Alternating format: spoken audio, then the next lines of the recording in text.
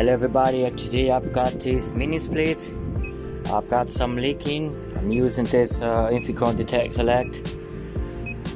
The copper, there's something wrong with the copper. I checked all units and no leaking inside, but here outside I've found the leaking coming through the pipe, the insulation. See,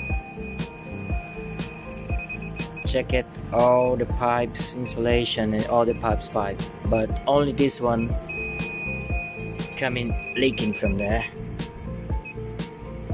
I'm gonna what I'm gonna do,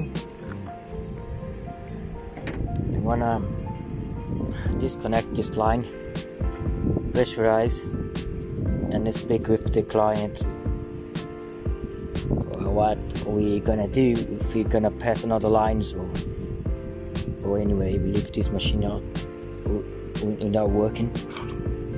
Okay, simple. Hello guys, now at the moment I leave this line is pressurized and in 41 bars. Alright,